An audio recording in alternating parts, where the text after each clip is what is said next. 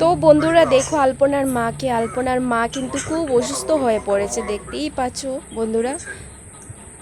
আলপনা চলে যাওয়ায় কিন্তু ওনার মা কিন্তু খুব খুব খুব অসুস্থ হয়ে পড়েছেন। তো ওনার জামাই কিন্তু খুব কি একটা খেয়াল রাখছেন, তো আমরা ভিডিওতেও দেখতে পারছি আর সবাই দেখতে পারছে যে ওনার জামাইও ওনারকে খুব একটা খেয়াল রাখছে। আর উনি তো একদম অবস্থা খারাপ আছে, অসুস্থতা ভুগছে আর অসুস্থ হয়ে আছে এখন পর্যন্ত।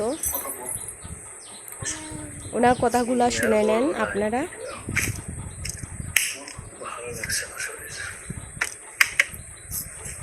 আর দেখেন উনাকে তো দেখেই বুঝতে পারছেন উনি খুব অসুস্থ আছেন, অসুস্থ থাকবেই। দেখো আলপনা তো একাই মেয়ে ছিল ওনার।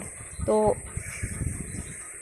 আর দেখেন ওনার জামাই যে কি বলছে, ওদের যাগুলা যে যে মানে জিনিসপত্র লাগিয়েছিল না, গাছপালা, তো বন্যা এসেছে, তো বন্যায় সব কিছু নষ্ট হয়ে গেছে।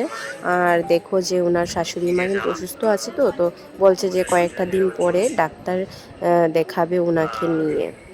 তো এই বলছে এই সপ্তাহটার পর পরের সপ্তাহে এরকম। ফোনের মাধ্যমে কথা এদিকে বন্যা এসেছিল, সবজি টবজি সব মানুষের নষ্ট হয়ে গেছে।